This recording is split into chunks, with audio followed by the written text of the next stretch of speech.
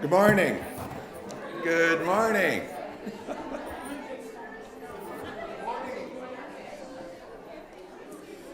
Welcome. Welcome to the February 12th service of the Unitarian Universalist Congregation of Grand Traverse.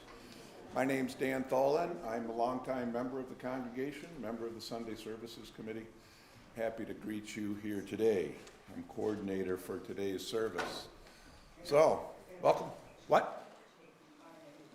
Welcome to February, right? February. This is a beautiful day today, but it kind of reminds us why so many of our members go somewhere else for February. It's hot, and it's cold, and it's hot, and oh, I'm so sorry to lose that Vasa race this weekend. This was, I saw that Kinsey finished, and some other members might have finished yesterday, but anyway. This is all cosmic justice, right? This is cosmic karma? I don't know. But anyway, February. So welcome. Are there any visitors here today who'd like to feel comfortable standing, introduce yourself? Anybody here? Visitors? Yes? I'm Victoria Jameson. This is my husband Lance. This is my mom Chrissy. So this is actually the second time. And this is actually the first time I've stepped back into a UU church in probably maybe 20 years. So it's been really nice. Excellent. Excellent. Welcome. Yes, Mary? I'd like to introduce my friend Maureen Botts. She used to be here in early 2000. Yeah, about 10 years ago. Got busy. And she's back. She's been here before, I know. Welcome, Maureen. That was going to be the second part of my announcement, that old members that are back and maybe haven't been here in a while, and that is you. So welcome back, and anybody else. And welcome to everybody online. I know we have members there too, people who are avoiding February maybe. So those of you who are visitors, be sure, we're going to have coffee today. We are, and grab a yellow mug so we can introduce ourselves, get to know you a little bit better. I'd also like to invite you to share any joys or concerns you have, any special events in your life. There's a book over here on my right. You can go over there, enter whatever you want. Please print clearly. In the next 10 minutes or so, Alex will be reading these after the offering. So, today's service is titled Justice, Love in Public. Wide open topic. Justice, love, and public. I think several broad topics that can be combined, interpreted in a lot of different ways, and we've done that before. But today's focus is on justice primarily in racial matters, I think, with the focus on equality, equity, and inclusivity. For me, though, this word justice struck home. Many of you know that 2 weeks ago, my wife and our son, Kit, was appointed prosecutor in Charlevoix County. He had been a prosecutor here in Grand Traverse, and a judge asked him to fill in for a vacancy up there. I wanted to just mention that because he is a child of this congregation. My wife and I have been here a long time. Some of you might remember him, although I kind of doubt it, because about 25 years ago, he had a choice on whether he was going to come or not, and that was the end of that. But he must have picked up something, though, because his undergraduate degree was in religion from Wesleyan University, and that's in Connecticut, and that's a university where the majority of students are Jewish. So something got picked up anyway. You know. Wesleyan being somewhat Christian usually. And we have a lot of mixed emotions about Kit's appointment. But just in light of today's service, I had to wonder, does justice look like love to him? And that's just something that's going to be there percolating in the back of my mind, this interpretation of justice. And did we as a Unitarian congregation, and my wife and I as parents, raise a child whose vision of justice is love? So we'll see. We hope. As is my nature on thinking about this, I wanted to make a clear understanding of what justice means before I start thinking about what should it look like. And I looked at various dictionary definitions of justice, and all of them had really three definitions. One, doesn't relate to today, and that's the title justice, justice of the court, justice of the peace.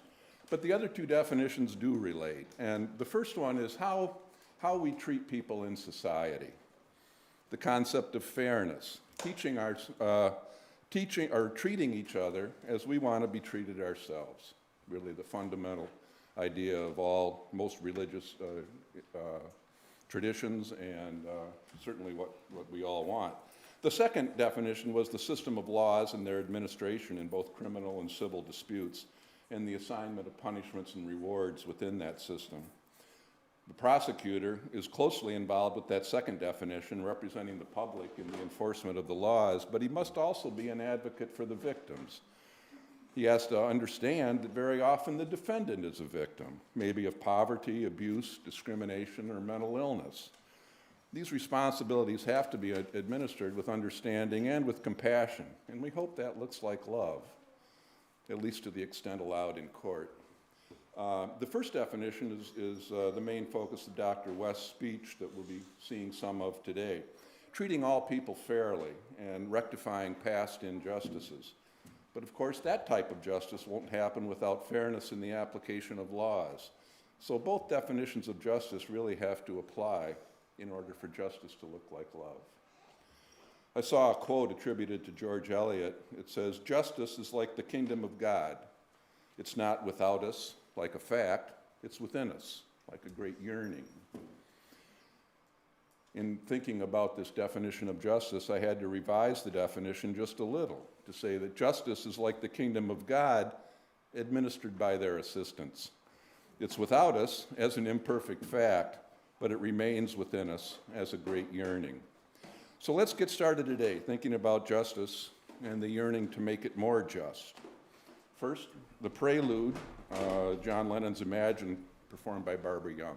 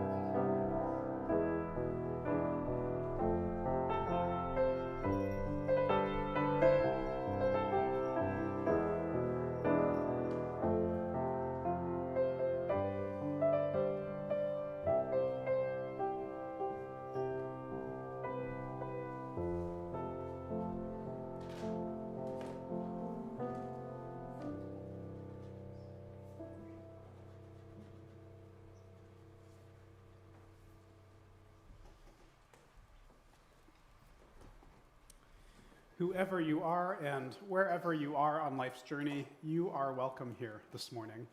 I'm Reverend Alex. I'm the minister here at UUCGT. I use he and him pronouns. And welcome to the service and the space where we so often experience what love looks like. in public. In all the ways that we human beings are and the many ways that we have been drawn here, I hope that you'll find a place for yourself in our midst, knowing that we love you just as you are, no matter how you dress or what you look like, no matter what your story has been or whomever you love. And so this Sunday, we're delving into the meaning of a quote by Dr. Cornel West, where he states, "Justice is what love looks like in public." In this February Soul Matters month of love, I invite you to hold this idea, justice as love in public, as we hear these words from the Reverend John Saxon. Listen, can you hear it? The Spirit is calling. It calls us in the silence and through the noise and busyness of our daily lives. It calls us in the brightness of the day and the darkness of the night, in times of hope and despair. It doesn't matter what you call it, for it has no name and has many different names. The Spirit of life, the Spirit of love, the Spirit of compassion, the Spirit of hope, and the Spirit of justice. It's calling to you and to me. It's calling us to greater wholeness, greater connection, greater service, and greater love. It's calling us to heal the brokenness within ourselves, in others, and in the world. It's calling us to live more deeply, and it's calling us to live through life's pain and sorrow. It's calling us to live courageously and kindly, to speak our truth and love, and to bend the moral arc of the universe toward justice. It's calling us into community. It's calling us into the greater life of all. Listen, can you hear it? The Spirit is calling. So come, let us worship together this morning. We now light our chalice with many Unitarian Universalist congregations across our country and world who are also joining us in worship this morning.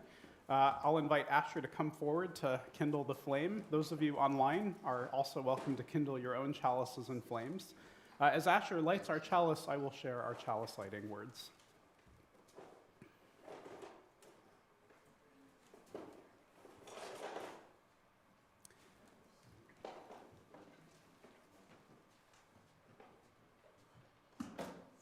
We brought him a trick candle this morning just to see if he was up to it.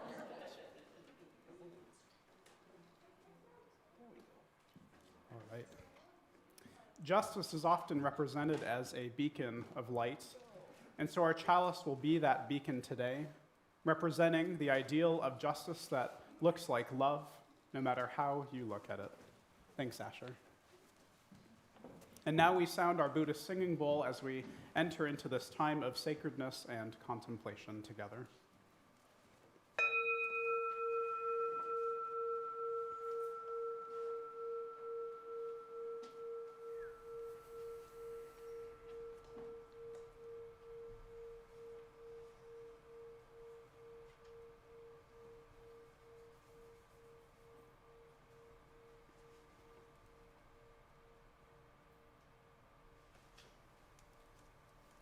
Now let's go ahead and get up and sing. Please rise in body or in spirit and join in singing our opening hymn today, number 325 for those of you who want the hymnal, in the gray hymnal, and Renee will lead us. And we'll be singing verses 1 through 3.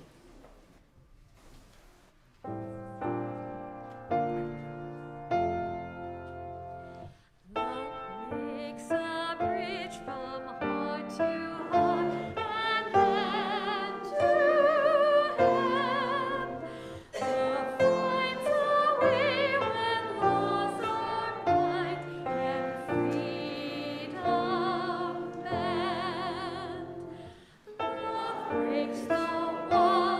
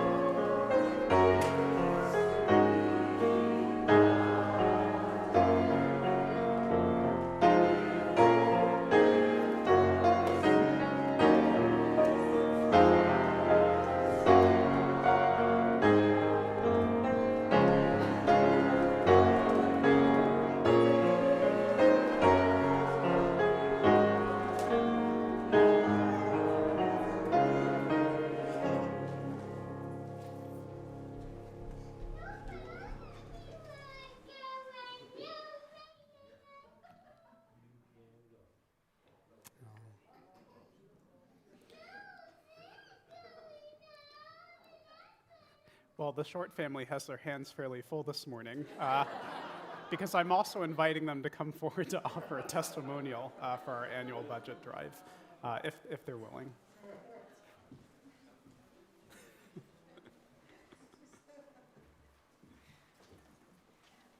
Good morning, everyone. I have never used this before, and so hopefully everyone can hear me okay. Fantastic. We didn't get a chance to rehearse this, so what we're going to offer to you today is a few unscripted words from our hearts. But we are very grateful to be here and very grateful to have this opportunity to share what's on our hearts this morning. So Reverend Alex has asked us to come forward and share a few words about the abundance that we have experienced here at the UUCGT.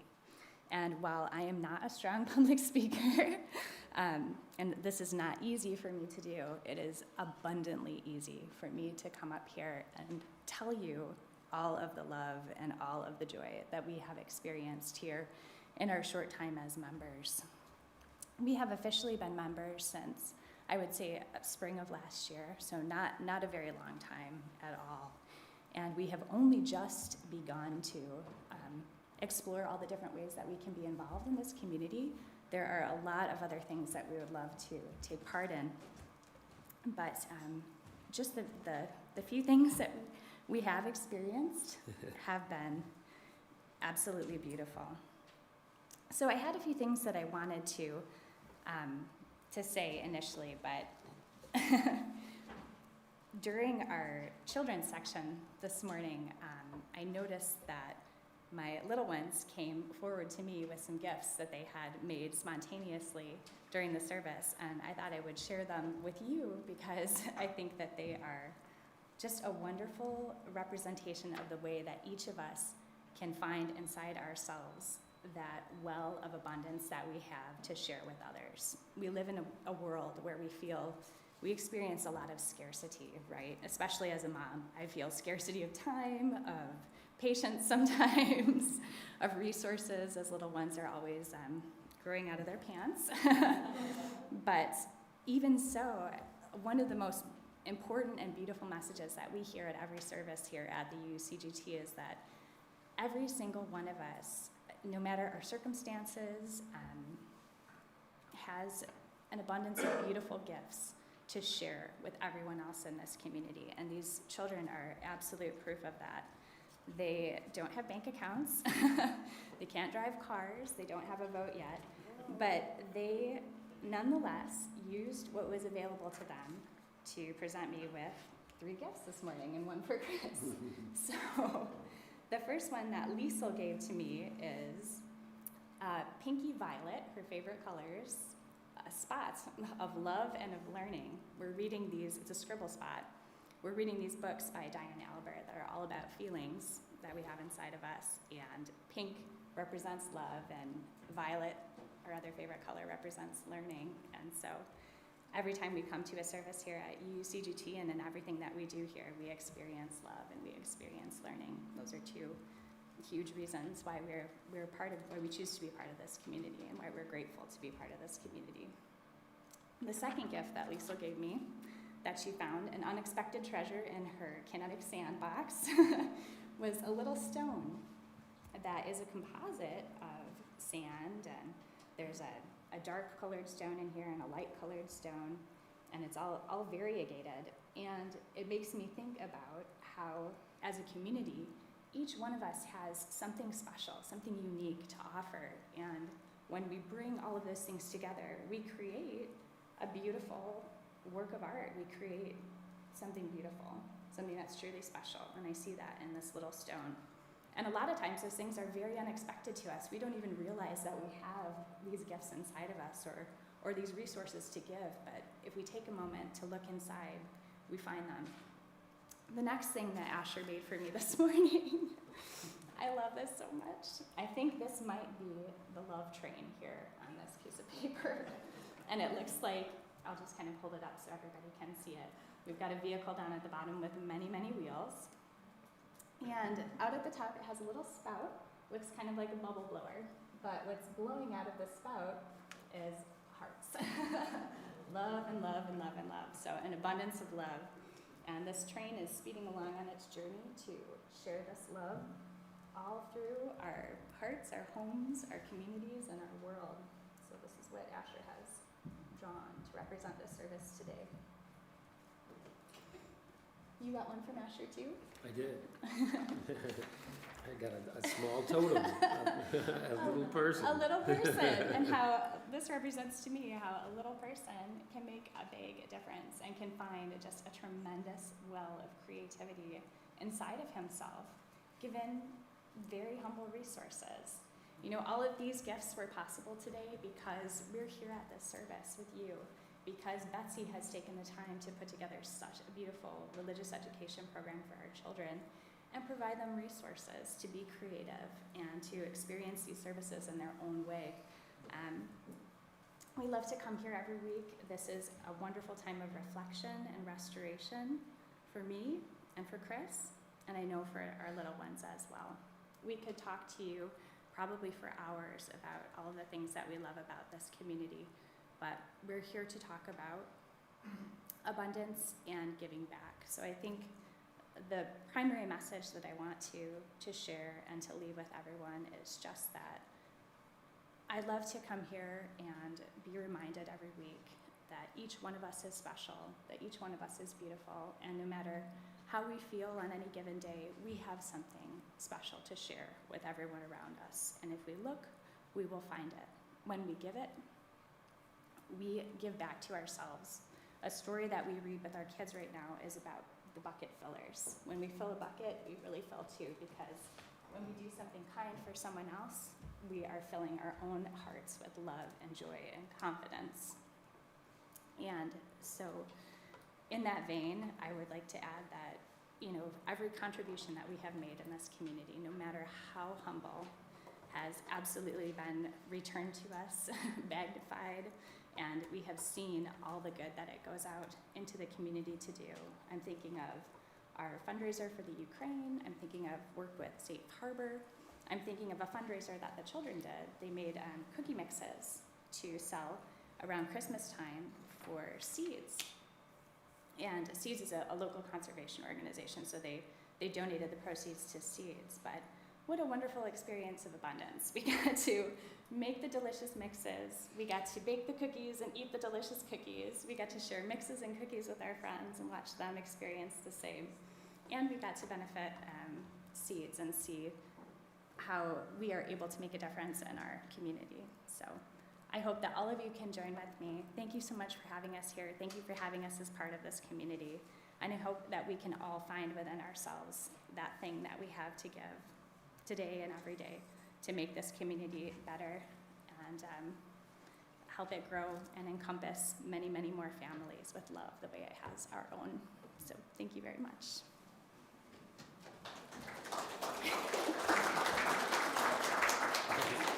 I think that's for you now, Alex. All right, I'll done.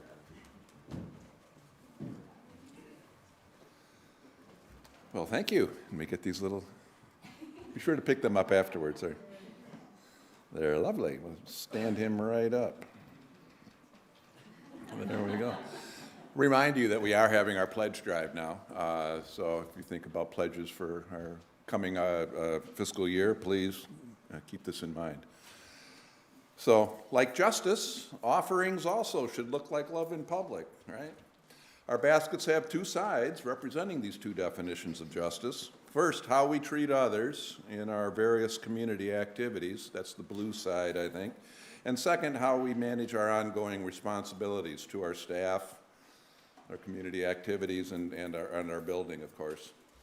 Viewers online, as well as those of you here, you see we have several options for giving in addition to the baskets. So please choose wisely and be generous. Thank you.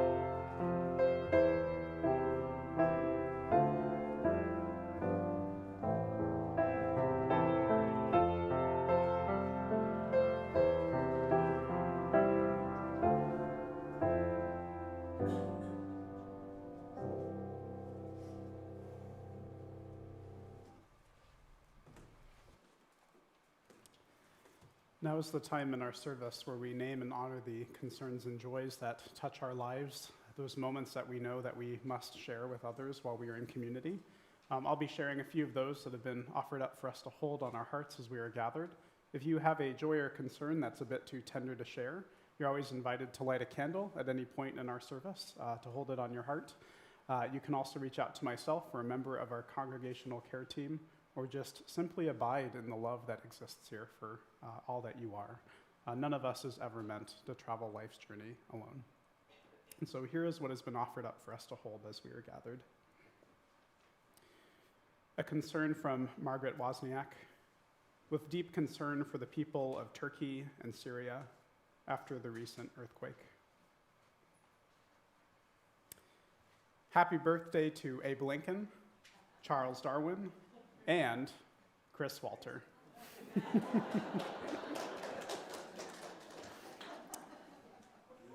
From Sylvia, to sisterhood, the joys and the struggles. From Rachel, today is 1 year since I adopted my rescue dog Diogenes, aka Dio. To many more years, fluffy baby.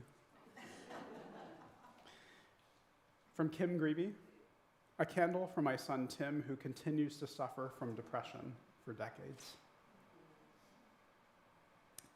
A joy. The international folk dancers danced yesterday in memory of Bob Hicks and Amelia Hart, longtime dancers. We remembered the steps.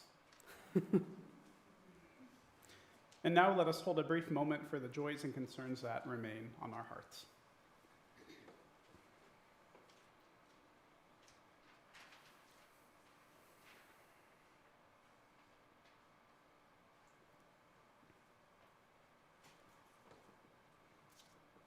And as we enter into this time of prayer and meditation, let us breathe deeply as we do, finding our own rhythm in our inhales and exhales, settling into the spaciousness of this time, and laying everything else down.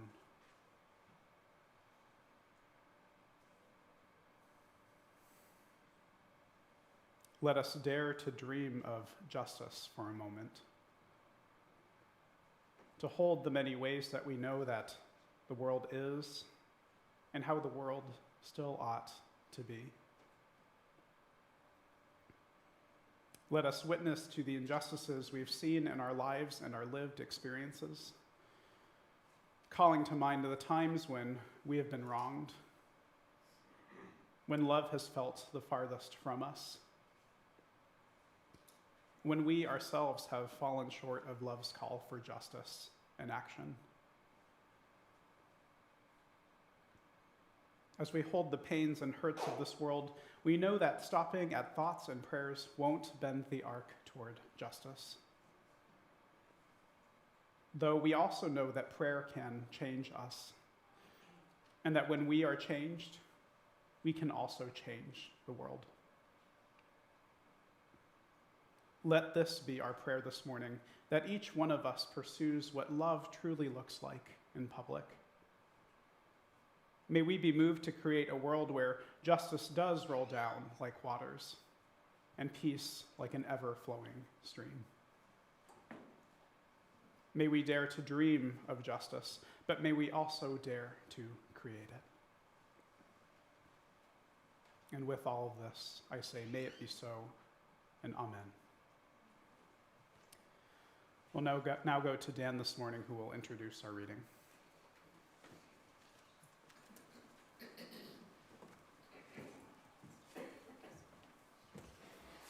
Our reading this morning, or rather our video, is from a speech by Dr. Cornel West.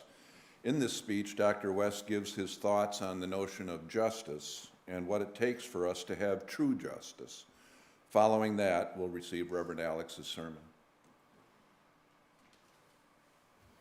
And so I first want to say to you that your commitment, not just the inclusiveness, not just the diversity, not just the equity, no. I like those terms, but they're still a little bit too deodorized.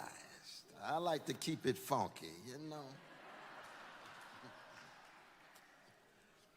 And it's a commitment to caring for people, wanting to treat people right, to fairness.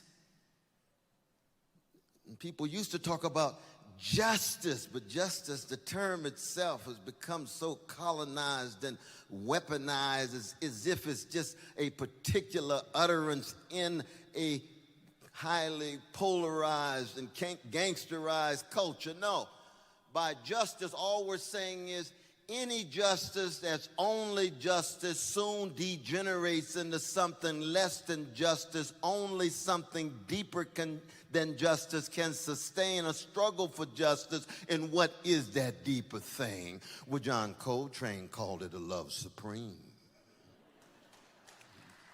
That's what we're talking about.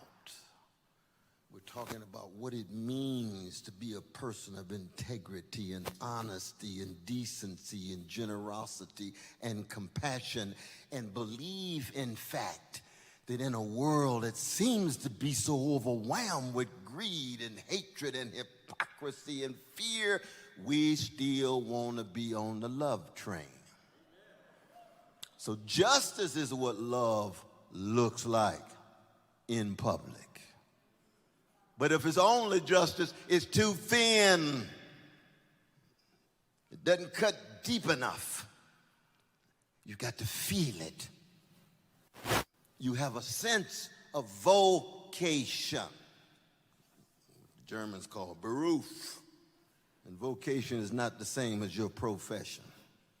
We want the most sophisticated professionals we can get. Yes, you want to be in your company. You want your company to do well, but you also want to do good, not just as a company, but as a human being, as a person who is trying to, to the best of your ability, to be committed to something deep like love and truth and beauty and goodness. And some of us who are still religious, we call it the holy, even though the holy itself has been so colonized these days.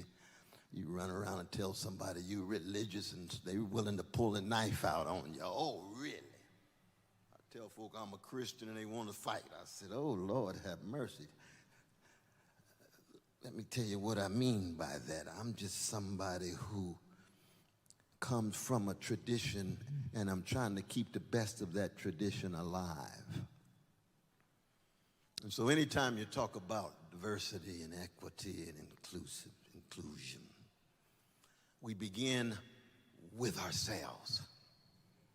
No name calling and finger pointing and demonizing. Now, the question is, what kind of human being are you going to choose to be?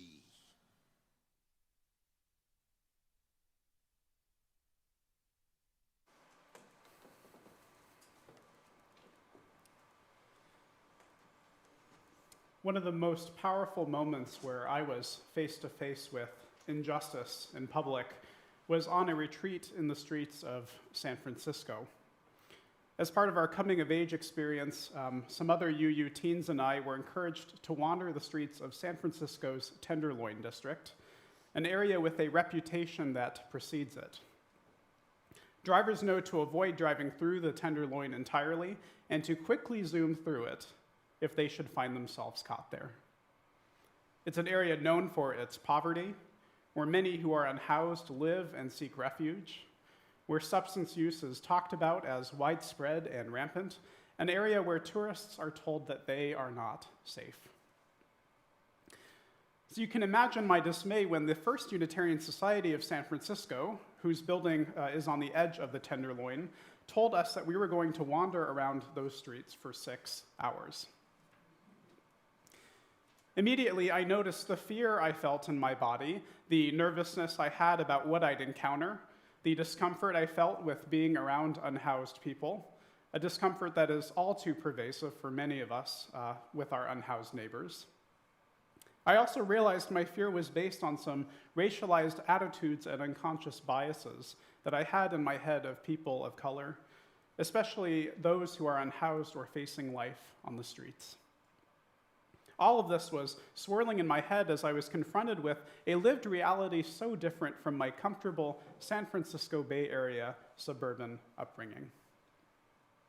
After my buddy for the day and I set out together, I remember the shock I felt watching as a woman washed her feet in a public fountain. The sadness I felt in seeing this woman clean her feet as she stood in that fountain, knowing she didn't have much else available. To my surprise, after eating lunch at a soup kitchen, having the chance to eat with some of our unhoused neighbors face to face, I remember the anger I felt with how separate our lives and experiences were. Feeling how wrong it felt that I had been sheltered from knowing what life was really like for these neighbors of mine. How upset I was that I didn't even give them the time of day, even though I fiercely believed in our first principle that each person, no matter who they are or how they come, has dignity and worth.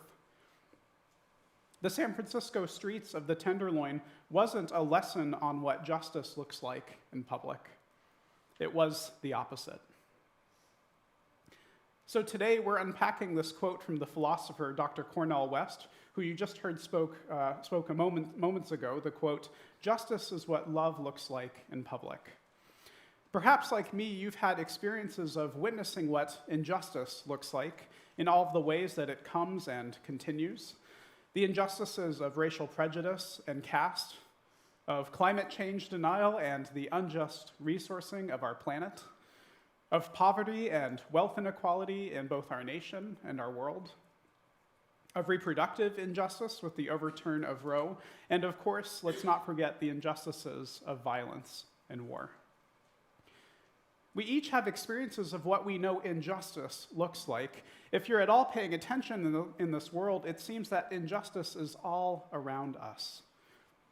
With February as Black History Month, as well as our Soul Matters Month of Love, I want to turn particularly to the injustices facing our Black neighbors and loved ones, especially as we continue to witness how this injustice continues. Already this year, we've seen the lives of Tyree Nichols, Alonzo Bagley, and Keenan Anderson claimed by the injustice of violence, a systemic and cultural violence that we still have yet to overcome. And so in this service, I want to invite you to imagine a different world that might still yet be possible. A world where we've thrown off the barriers and lines of injustice that keep us from fully knowing and loving our neighbors. A world where we actualize real and authentic justice, not just because we have to or because it's the right thing to do, but because we love our neighbors enough to not settle for anything less. What would this culture of love and justice look like? How different would things be from how they are now? And what would need to change in order for us to finally realize it? A few weeks ago, I preached on the beloved community for MLK Sunday, a concept that spoke to many of you in its radical vision, one that I argue is at the heart of Unitarian Universalism. The beloved community as a world and society where we meet the needs of our neighbors, where we clothe, feed, and house one another, where injustice itself simply can't exist, and where none of us is either forgotten or left behind. Since you already know a lot about beloved community by this point, I want to delve deeper. It would be too quick of a sermon to simply stop things here.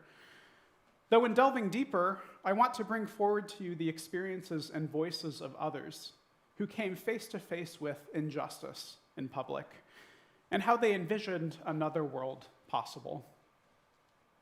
So beyond Dr. Cornel West and the Reverend Dr. Martin Luther King Jr., I want to turn to the life and words of Frederick Douglass, an abolitionist and social reformer who escaped slavery and became a leader in calling for racial justice throughout the 1800s. You might remember a quote I shared with you weeks ago, a quote of how Douglass understood God in real and human terms, quoted as saying, "It is only through people that I can get any glimpses of God anywhere." One of the foremost expressions of injustice that Douglass saw that we continue to see in public today is what Douglass popularized as the color line. That is, the segregation and hostilities facing black lives that existed even after the abolition of slavery. Douglass first described the color line in his 1881 article published by the North American Review, and he expanded on it further in a speech he made to the 1883 National Convention of Colored Men. In this speech, Douglass named the insidiousness and pervasiveness of this color line, saying, "In all the relations of life and death, we are met by the color line. It hunts us at midnight, it denies us justice in the courts, excludes our children from schools, and compels us to pursue only such labor as will bring us the least reward." The color line, as Douglass saw it, was what injustice looked like in public, when only love for some was the reality. And while the injustice of slavery was over, the justice to follow was hardly full. Although he saw the color line as an ever-present reality, Douglass did dare to dream of what a different world would look like, with how things would and could still be different. He wrote, "While we recognize the color line as a hurtful force, a mountain barrier to our progress, wounding our bleeding feet with its flinty rocks at every step, we do not despair. We are a hopeful people, our faith in reason, in truth and justice, that assisted by time and events, and the growing enlightenment of both races, the color line will ultimately become harmless."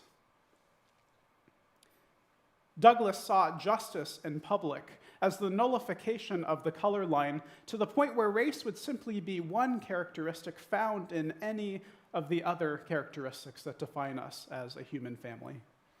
That there wouldn't be socio-political ramifications due to how we must all walk the line of racial difference. Douglass believed that there would be a time when the color line was no more, a vision that we still hold today as we see how racial injustice and caste determines one's privileges and life outcomes, how justice as love in public is still yet to be realized. I want to return to our reading, the speech from Dr. Cornel West, talking about how justice these days has, in his words, become sanitized.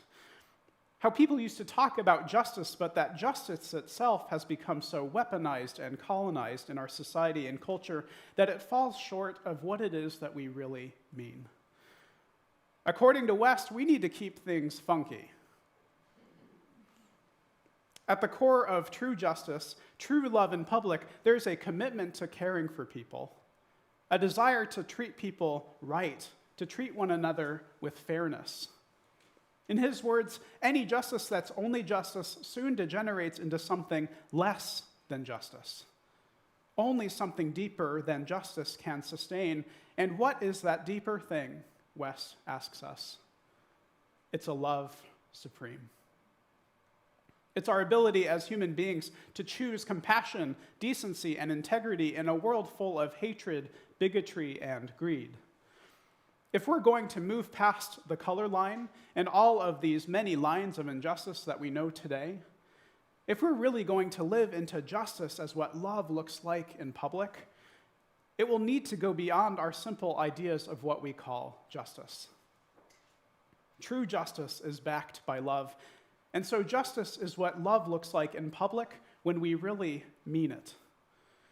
When we love one another, even if everything in our society points in another direction. That retreat on the streets of San Francisco taught me a lot about seeing justice as a calling in our lives. It taught me about the burning fire of anger in my heart, how the appropriate and human response to the callousness of our world is a righteous anger, with imagining how things could still be different. It taught me pain in realizing how there are so many of our neighbors out there who we actually don't care for, who lead such separate and different lives from our own, who walk their own lines of injustice and prejudice between the haves and have-nots. What emanates behind true justice is a deep sense of love, that building a culture of fairness and equity starts first with the love we have in ourselves. We cannot hope to overcome the color line or any of these other lines of dehumanization and our perceived differences from one another if we don't start first with love. In our Time for All Ages story, Change Sings, we get a glimpse at the world we believe is worthy of our children, of the future generations that will inherit it. The hum of change is found loudest and proudest in the dreams of our tried and true dreamers. Where change sings, there is hope for how life might be different. When each one of us hums with a love for our neighbor, we hum with 100 hearts, each one lifting a hand. Above all, there is love where change sings. We're going to need to start from the ground up if you and I are going to build this world of true love and justice. We're going to need to transform our culture and ways of being with one another beyond the lines of injustice and separation that keep us so far apart. We're going to need to find out about just how much we're actually the same. How at any point, any one of us is only moments away from loss, from poverty, from being unhoused or going hungry. We need to be brave to love even when it's scary, even when we are so different from one another. We need to be brave to love in a world that expects anything else, that is justice as love in public. So to close, I invite you to sing this song of change with me. It is time for us to get on the love train. As Unitarian Universalists, we need to believe that this world of tomorrow is still possible, that it's up to us if we're going to build up a new world in which the beloved community can be made real. Only in singing this song of change together can we hope to make justice and love real in public. And only then might we overcome the barriers and lines of difference that keep so many of us from fully knowing and loving our neighbors as ourselves. So people all over the world, join hands, start a love train, a love train. May it be so, and amen. And let us go now to our closing song and hop on the love train.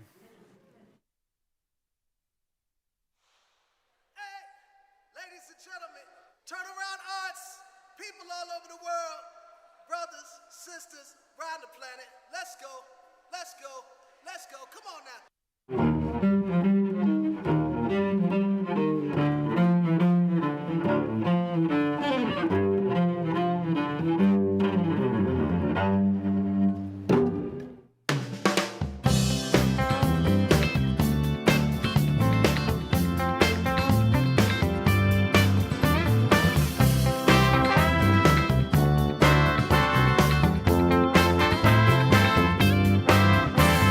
People all over the world,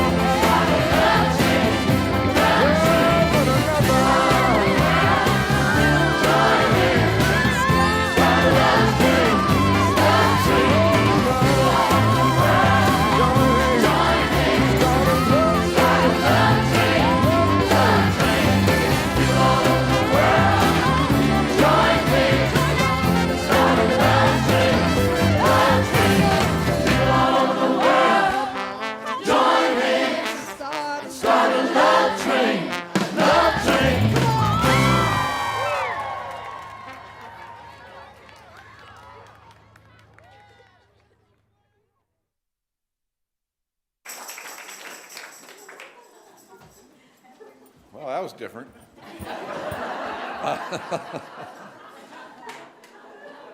So service has come to an end here, and do another little audience participation exercise to blow out our chalice. Especially, this is going to involve you people in the front row, especially, but people behind, take it easy if you have a virus. So, taking a breath slowly. Watch the chalice. This is our beacon of justice that looks like love. Let the breath out slowly. Now, take another breath. Bring in the light from our beacon of justice. And when your lungs are full, hold the breath in while it brings the oxygen of life to your blood in exchange for the products of the life within you, coming from every cell in your body, carrying your spirit with it.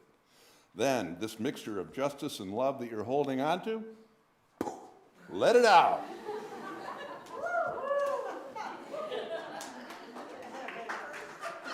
So, may the flame of justice that looks like love remain inside us all, nourishing every breath we take.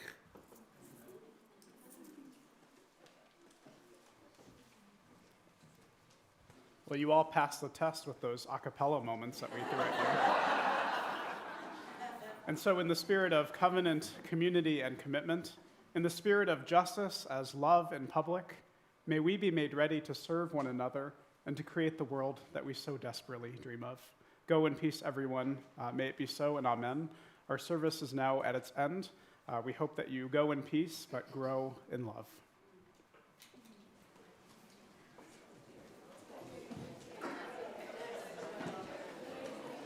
I need to thank you for that video.